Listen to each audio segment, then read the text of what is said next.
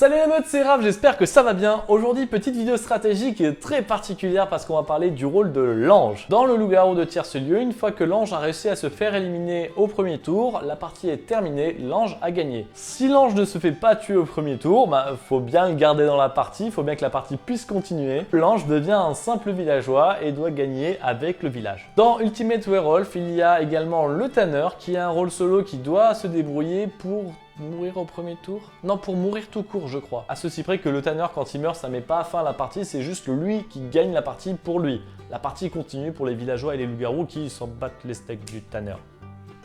Désolé. Je vais apporter déjà l'axe mécanique de l'ange. L'ange, c'est un rôle solo qui peut gagner au premier tour. Ok, mais l'ange peut aussi gagner, vu qu'il se fait transformer en simple villageois, avec le village. Donc l'ange peut mettre en place une stratégie qui lui permet de gagner en tant que simple villageois, quand bien même il est censé mourir au premier tour. Ceci dit, on va pas se mentir, d'une part, quand on joue l'ange, gagner avec le village, c'est un petit peu nul et pas très amusant. On a envie de mourir au tour 1. Et de 2, terminer la partie rapido pour avoir un rôle encore plus sympa la partie suivante, c'est toujours plus sympa aussi. Honnêtement, voir le visage dépité d'une dizaine de joueurs, parce qu'en tant qu'ange, on a réussi à se faire éliminer au premier tour, c'est toujours marrant. Bref, on va partir du principe qu'à partir du moment où l'ange n'a pas réussi à se faire tuer au tour 1, c'est fini pour lui, parce qu'au moins comme ça va permettre de justifier les stratégies que je vais t'apporter. Encore une fois, mécaniquement parlant, si ton but c'est juste de gagner la partie, t'as pas besoin d'en faire des caisses, comme je vais te le dire juste après, parce que l'ange peut gagner avec le village. Donc t'as juste à soit croiser les doigts pour qu'on te tue au premier tour, ce qui a quand même de grandes chances d'arriver, on est à peu près à une chance sur 6 de mourir au premier tour, c'est pas rien, mais tu as aussi la possibilité de gagner avec le village en tant que simple villageois, et donc du coup, juste en jouant en tant que simple villageois, déjà t'augmentes tes chances au maximum. Tu n'as pas envie de jouer comme un simple villageois,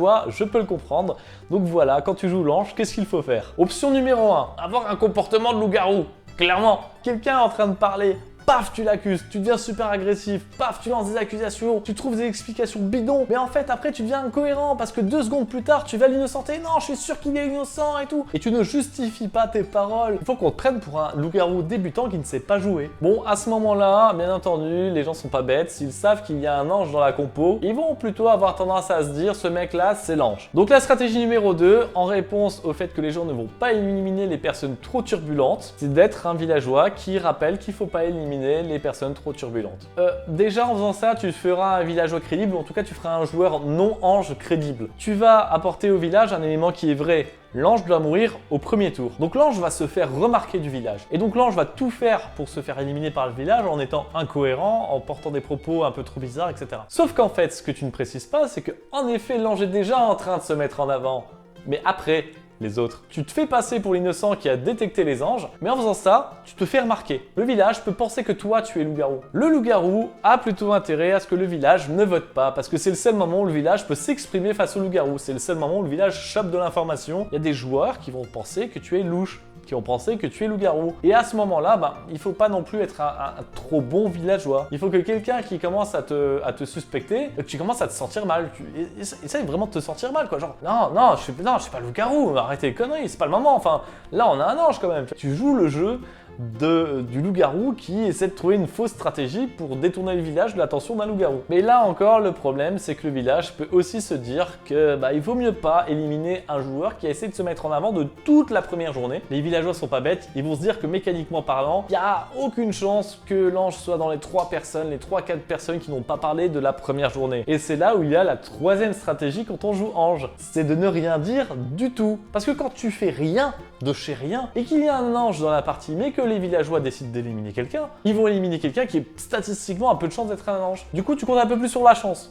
C'est-à-dire qu'en gros, il faut que les gens votent contre toi et du coup, il faut que tu réussisses à attirer l'attention dans ton mutisme, qui est un peu contradictoire. En tout cas, tu peux pas avoir la main là-dessus. Si vraiment la part des gens silencieux est réduite par rapport à la part des gens qui parlent, vaut mieux que tu fasses partie des 4 silencieux que des 8 bruyants. Et du coup, c'est le jeu du serpent qui se mord la queue parce que la réponse à cette stratégie, c'est que les villageois disent « Ouais, mais les gens qui sont vraiment silencieux, qui créent aucune information, c'est probablement soit des loups-garous suiveurs. En effet, il y a peut-être aussi l'ange qui essaye de se camoufler parce qu'il va penser qu'on éliminera que les gens silencieux. Et ils peuvent du coup choisir d'éliminer les personnes les plus éloquentes en pensant que les anges ont tendance à se taire. Donc ça dépend vraiment du groupe de gens auprès de qui tu joues. Ton autre façon de mourir, c'est bien entendu que les loups-garous t'éliminent et à ce moment-là, peut-être qu'il peut être intéressant que tu sois un villageois très crédible. Et c'est là où on rejoint ce que je disais au tout début de la vidéo. Si tu joues le simple villageois à fond, que tu essayes vraiment de trouver les loups-garous, que tu utilises toutes les armes de simple villageois que tu as pour essayer de trouver les loups-garous, si tu es capable de trouver 2 loups-garous dès le premier tour, faut pas hésiter une seconde. Les loups-garous vont essayer de t'éliminer